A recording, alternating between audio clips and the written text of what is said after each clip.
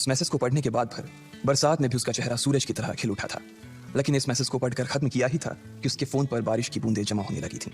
लेकिन ये थोड़ी देर की खुशी मनाने के बाद याद किया कि वो सच में गरीब नहीं था। असल में उसके परिवार ने उसे एक परीक्षा में डाल रखा था जिसका नाम था गरीबी अभ्यास परीक्षा। इस परीक्षा के तहत लकी को अग्रवाल खानदान में उसके नाम की जमीन और जायदाद पर तभी हक मिलने वाला था जब वो इस परीक्षा को पास कर लेता। अचानक से उसे याद आया कि वो गरीब नहीं था बल्कि गरीब होने की परीक्षा दे रहा था। हालांकि परीक्षा देते देते उसे 8 बरस हो चुके थे, इसलिए उसे एहसास होने लगा था कि वो कभी परीक्षा को पास ही नहीं कर पाएगा और हमेशा हमेशा के लिए गरीब ही रह जाएगा। अच्छा हुआ चली गई, अब मिलना कभी।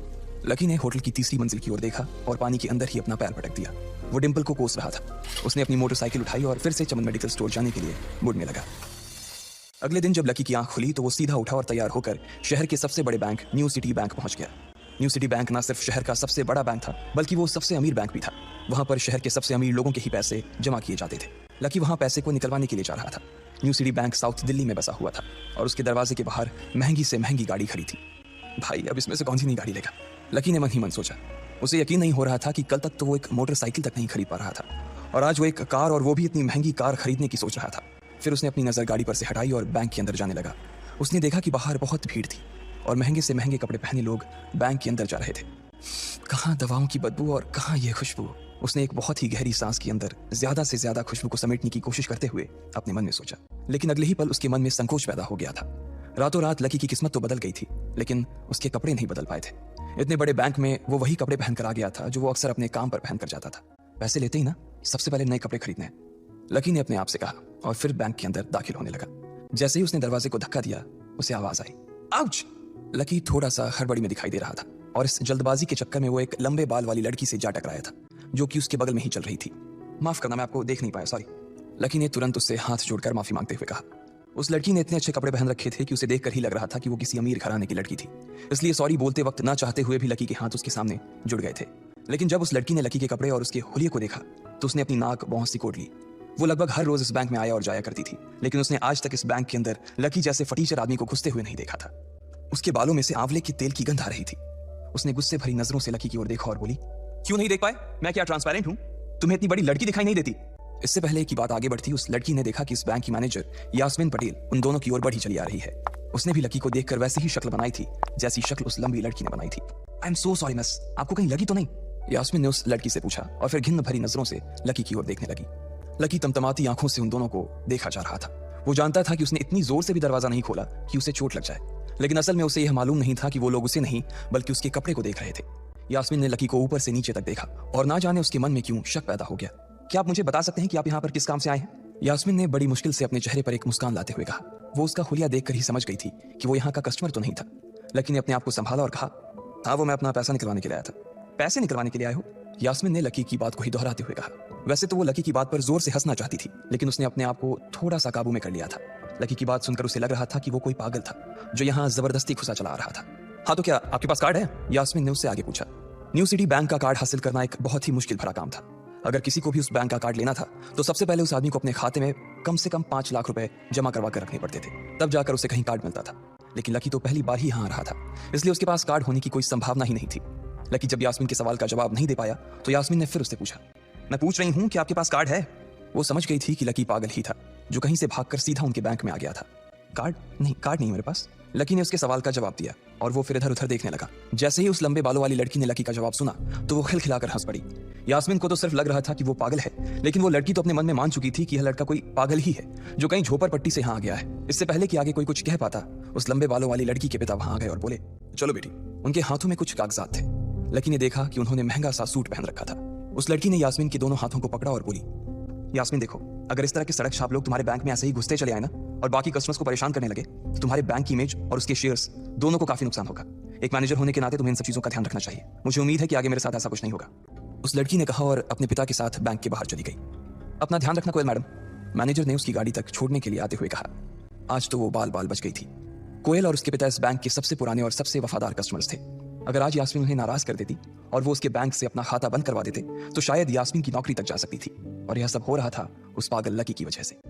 इसे जल्द से जल्द यहाँ से भगाना पड़ेगा, यास्मीन ने अपने आप से कहा और फिर बैंक के अंदर आने लगी। यास्मीन उसे अपने बैंक से बाहर निकालने के तरीके के बारे में सोच रही थी, मगर जैसे ही वो बैंक में दाखिल हुई उसने देखा कि लकी वहां था ही नहीं। अरे अब ये कहाँ चला गया? उसने अपने आप से पूछा। वो इधर उधर देखने लगी लेकिन लकी वहां भी नहीं था। यास्मीन को अच्छे से पता था कि वो उसके सामने तो बाहर नहीं निकला था। इसका मतलब था कि वो बैंक के अंदर ही था, लेकिन यास्मीन उसे ढूंढ नहीं पा रही थी। कुछ देर तक बैंक के सारे कोनों को देख लेने के बाद यास्मीन को लगा कि शायद लकी यहाँ बहुत ही असहज महसूस कर रहा होगा, और जब वो कोयल को दरवाजे पर छोड़ने के लिए आई तब उसके पीछे पीछे वो भी निकल गया होगा। चलो जान बची, यास्मीन ने अपने आप से कहा और अपने केबिन में आकर बैठ गई। जैसे ही उसने आज के दिन की पहली फाइल उठाई थी, उसे किसी एक की झलक दिखी। ये कोई और नहीं बल्कि लकी ही था। अरे ये कहाँ छिपा हुआ था, यास्मीन ने अपने आप से ही कहा, और तुरंत फाइल को टेबल पर रखकर वो ऑफिस के बाहर आ गई। उसने देखा कि लकी बैंक के वीआईपी लॉन्च के बाहर खड़ा था, और उसके खंबे की आड़ की वजह से वो यास्मीन की नजर से बाहर हो गया था। अब यास्मीन को तो वो मिल गया था, लेकिन उसके लिए उससे भी बड़ी एक और मुसीबत खड़ी हो गई थी। लकी जिस कमरे के बाहर अभी खड़ा था, उस कमरे के अंदर शहर के सभी रईस लोगों का उठना बैठना था। बैंक के सिलसिले में या फिर किसी दूसरे काम के सिलसिले में वो सभी लोग यहीं आकर बात किया करते थे। उस कमरे के अंदर जो लोग बैठे थे, उन सबके करोड़ों रुपए इस बैंक के खाते में जमा थे। अब अगर ऐसे में लकी वहां घुस जाता तो सब लोग मिलकर यास्मीन की गर्दन पर चढ़ जाते। रुको, जहां हो वहीं खड़े रहो, यास्मीन जोर से और साथ ही गुस्से से चिल्लाई। बाकी के लोग जो वहां खड़े थे वो यास्मीन की ये चीख सुनकर डर गए थे। कुछ लोगों को उसकी इतनी जोर से आवाज करने की वजह से गुस्सा भी आ गया था, और यास्मीन सबसे मुस्कुराते हुए माफी मांग कर आगे बढ़ती जा रही थी। वो लकी को किसी भी तरह से उस कमरे में जाने से रोकना चाहती थी, लेकिन उससे पहले ही वो उस कमरे के अंदर दाखिल हो चुका था। अरे यार, ये आदमी है या गधा, यास्मीन ने अपना ही सिर पीटते हुए कहा, और वो भी उस कमरे के दरवाजे की ओर बढ़ने लगी। उसने उस कमरे का दरवाजा खोलने की कोशिश की, लेकिन वो अंदर से लॉक हो गया था। बाप रे, ये कैसा आदमी है, बिना परमिशन के अंदर घुसा तो घुसा, लेकिन दरवाजा भी अंदर से बंद कर लिया। अब यास्मीन की सांसें फूलती जा रही थी। उसे बहुत डर लग रहा था। उसका जी यह सोचकर घबराया जा रहा था कि ना जाने अंदर लकी और उस रिलेशन मैनेजर के बीच क्या हो रहा होगा। इधर जैसे ही लकी कमरे में दाखिल हुआ, वहां का कस्टमर रिलेशन मैनेजर जो कि सोफे पर फैला हुआ था, वो उसे देखते ही अचानक सीधा बैठ गया। हेलो सर, कैसे हैं आप? उसके मुंह से बिना लकी को देखते हुए ये शब्द निकले। उसे याद था कि इस कमरे में कुछ खास लोग ही आते थे, और जो भी आते थे यास्मीन उनके आने की खबर उसे पहले ही दे देती थी। लेकिन इस वक्त जो आदमी उसके सामने खड़ा था, उसे देखते ही वो अपनी जगह पर जम गया था। ना तो वो कहीं से भी वीआईपी लग रहा था, और ना ही वो उसका कोई रिश्तेदार था। कौन हो भाई तुम, क्या चाहिए तुम्हें? उस मैनेजर ने 20 साल के जवान लड़के को देखते हुए कहा। मैं यहाँ अपना पैसा लेने आया हूँ, लकी ने सीधे मुद्दे की बात को मैनेजर के सामने रखते हुए कहा। तुम्हारे पास हमारा सुप्रीम कार्ड है? मैनेजर ने उससे ऊपर से नीचे तक देखा और पूछा। नहीं नहीं, मेरे पास कोई कार्ड नहीं है, लकी ने कहा। तो फिर हम तुम्हें कोई पैसा नहीं दे सकते, चलो अभी दरवाजा खोलो और सीधा बाहर निकलो, मैनेजर ने कहा, और सोफे पर से उठ गया। नहीं, मैं अपना पैसा लिए बिना नहीं जाऊंगा यहाँ से, लकी भी जिद पर अड़ गया। अरे बोला ना, बिना कार्ड वाले को पैसा नहीं मिलता है, और वो भी पैसा होगा तब तो मिलेगा ना, मैनेजर ने उसके करीब आते हुए कहा। अरे पैसा है तभी तो निकालने आया हूं सर, लकी ने कहा। देख, फालतू की बहस मत कर सुबह सुबह, वरना मैं सिक्योरिटी को बुला लूंगा तो वो लोग मार मार कर बाहर निकालेंगे तुझे। लकी यह सुनकर घबरा गया था। मैनेजर के चेहरे का गुस्सा उसे साफ नजर आ रहा था, लेकिन ऐसा भी नहीं था कि वो झूठ बोल रहा था। भले ही उसके पास कार्ड नहीं था, लेकिन इसका मतलब ये नहीं था कि वो अग्रवाल खानदान का लड़का नहीं था। जैसे जैसे मैनेजर उसकी ओर बढ़ता चला जा रहा था, लकी का डर भी बढ़ता जा रहा था। मैनेजर को लग रहा था कि वो कोई संकी था, और वो उसे धक्का मारकर बाहर निकालने के लिए आगे बढ़ ही रहा था कि अचानक घबराए हुए लकी के दिमाग में एक आइडिया आया। फिंगरप्रिंट, उसने अपना अंगूठा कमरे में मौजूद उस मैनेजर के सामने उठाते हुए कहा। फिंगरप्रिंट? कौन सा फिंगरप्रिंट?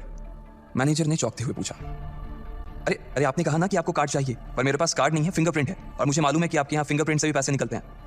ये कहते ही लकी ने एक राहत की सांस ली थी, लेकिन मैनेजर को यह समझ नहीं आ रहा था कि आखिर लकी को फिंगरप्रिंट की जानकारी मिली कैसे। तुम फिंगरप्रिंट यूज करना चाहते हो? मैनेजर ने लकी को घूरते हुए पूछा।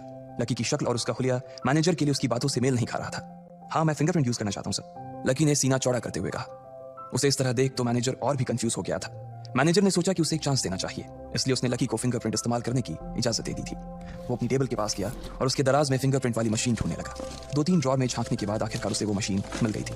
चुपचाप यहाँ पर अपना अंगूठा लगाओ, मैनेजर ने मशीन को आगे बढ़ाते हुए लकी से कहा। लकी ने अपनी फटी हुई पैंट के पिछले हिस्से में अपना अंगूठा पोंछा और फिर उस मशीन पर लगा दिया। 2 सेकंड बाद मशीन में से एक आवाज आने लगी। उसके अंदर एक लाल बत्ती चल रही थी और वो जोर जोर से बीप कर रही थी। देखा, तुम्हारा फिंगरप्रिंट मैच नहीं कर रहा है, मैंने पहले ही बोला था कि कोई खाता नहीं है इस बैंक में तुम्हारा। मैनेजर ने लकी को ऐसे देखा जैसे वो कोई बड़ा अपराधी था। मैनेजर उसकी पैंट की ओर देखने लगा। उसे लग रहा था कि लकी ने अपनी जेब में कोई हथियार छुपा रखा था और वो मैनेजर को बेवकूफ बना रहा था। इससे पहले कि लकी अपनी जेब से कोई बंदूक या बम निकालता, मैनेजर ने अपना फोन निकाला और पुलिस का नंबर लगाने लगा। लकी ने उसकी स्क्रीन पर देख लिया था कि वो 100 नंबर पर फोन लगा रहा था। लकी बुरी तरह से घबरा गया था। वो बहुत ही उत्साह और जोश में अंदर तक तो चला गया था,